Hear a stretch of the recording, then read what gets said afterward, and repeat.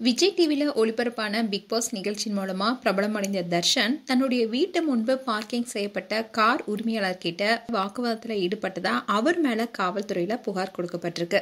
அதே நேரத்துல தர்ஷன் தரப்பினரும் அந்த கார் உரிமையாளரான நீதிபதியுடைய மகன் தன்னை தாக்கியதா புகார் கொடுத்திருக்காரு. இதை தொடர்ந்து நீதிபதியுடைய மகன் அவருடைய மனைவி மாமியார தாக்கியதா 3 பிரிவுகளின் கீழ் வழக்கு பதிவு செய்யப்பட்டிருக்கு. இந்நிலையில நடிகர் தர்ஷன் கைது செய்யப்பட்டிருக்காரு. தர்ஷன் டீ பாய் என்ற டீ கடை பக்கத்துல குடியிருப்பதா தெரியுது. அப்போ டீ கடைக்கு டீ குடிக்க வந்த மற்றொரு தரப்பினர் தர்ஷனுடைய வீட்டுக்கு முன்னாடி கார் நிறுத்திட்டு போயிருக்காங்க.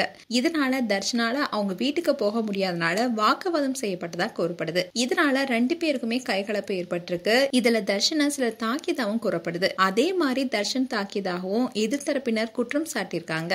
இதை பத்தி தர்ஷன் செய்தியாளர்களை சந்திச்சு பேசும்போது என்ன சொல்லியிருந்தாருன்னா, நான் வழக்கம் போல நேற்று ஈவினிங் ஜிம்முக்கு போயிட்டு வீட்டுக்கு திரும்பி வந்தேன். அந்த நேரத்துல என்னுடைய வீட்டு வாசல்ல ஒரு கார் பார்க்கிங் செய்யப்பட்டிருந்தது. 20 நிமிஷமா நான் வீட்டுக்கு போக முடியாம வெளியவே வெயிட் பண்ணிட்டு இருந்தேன்.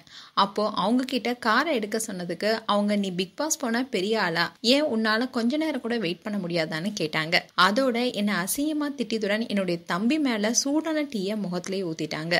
இதை பத்தி நான் கேட்டதுக்கு, நான் ஜட்ஜோட பையன்டா, உன்னால என்ன பண்ண முடியும்னு கேட்டு என்னோட தம்பியை அடிச்சு அவனை கீழே தள்ளி அவன் மேல ஏறி உட்காந்து அடிக்க போனாங்க.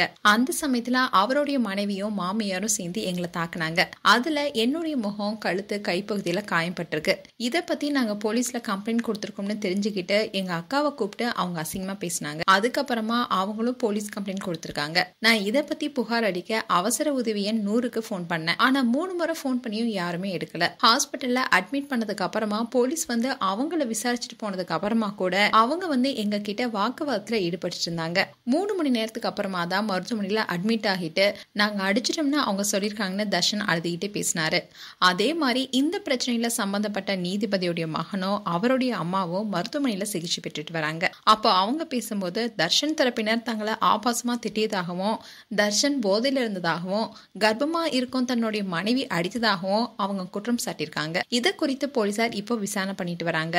மேலும் இந்த வீடியோ குறித்து உங்களுடைய கருத்துக்களை கமெண்ட் செக்ஷன்ல சொல்லுங்க. இது போன்ற வீடியோஸை பார்க்க நியூஸ் தமிழ் கிளிட்ஸ் சேனலை சப்ஸ்கிரைப் பண்ணுங்க. மறக்காம நோட்டிபிகேஷன் பட்டனை கிளிக் பண்ணுங்க.